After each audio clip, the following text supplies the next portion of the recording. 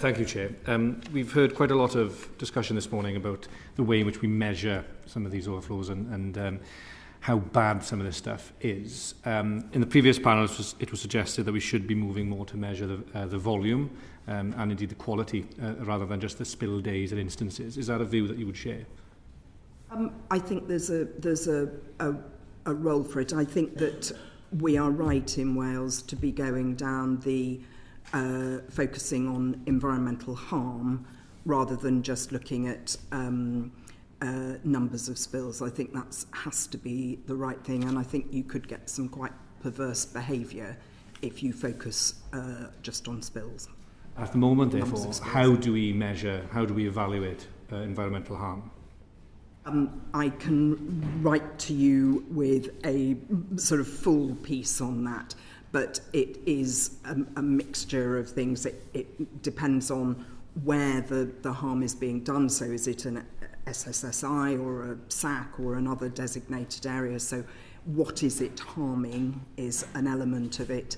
And then what is the pollutant? So that's the impact, obviously, through monitoring. I'd be very grateful for that breakdown we explanation. will send you chapter and verse. Thank you, I very much look forward to receiving it. But just to stick with it, one more question.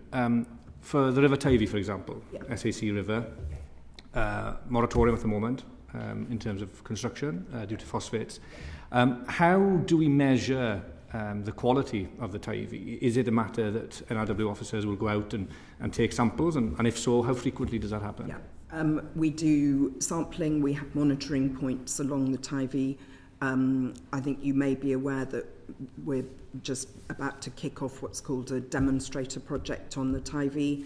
We've got an event this Friday bringing all the parties together.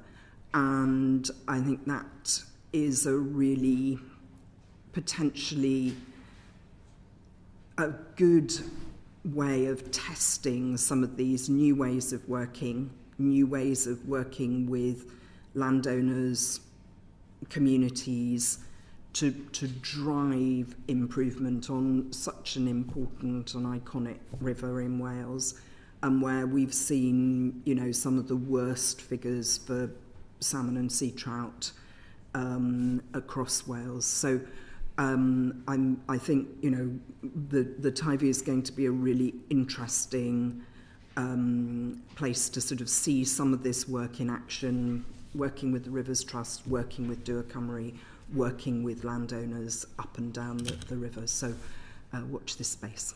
Okay, well, I will, because of course, as you'll be aware, we will be talking to you about it all the time. Can I, because I'm aware that we're pushed for time, so can I just turn finally to Cardigan and some of the figures that Professor Hammond's research had unveiled. I was very pleased to see that the NRW told the Senate Committee, I think last week, that you want to see the situation improving. Now, if I understand correctly, we were first made aware of issues at the plant in Cardigan in July 2015. Can I just ask, how were you made aware of these issues? Gosh, I genuinely don't know. I imagine that it either came up through a routine inspection or monitoring or whatever. But yes, I can certainly find out how they arose. Thank you. Professor Hammond's research then sort of detailed that there were over 1,000 days of illegal spills between 2018 and 2023.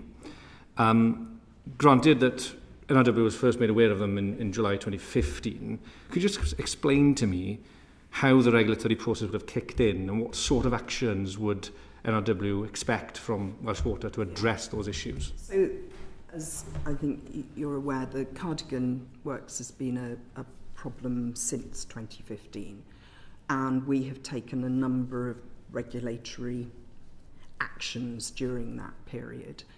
And at points, Dŵr Cymru was saying, well, we're going to try this and see if it works.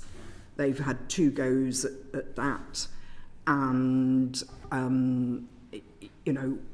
it is not working, and we're very pleased that in the AMP process to come, so from 2025, they will be investing in a new plant at Cardigan. Thank you. As I understand it, there have been 2 regulatory notices issued for the plant in Cardigan. And if the works are completed by 2025, as is hoped, it'll be about 10 years from the issues first being reported to them being hopefully resolved. I understand that the NRW told the Senate Committee again that the regulatory process had worked in getting the investment into the system.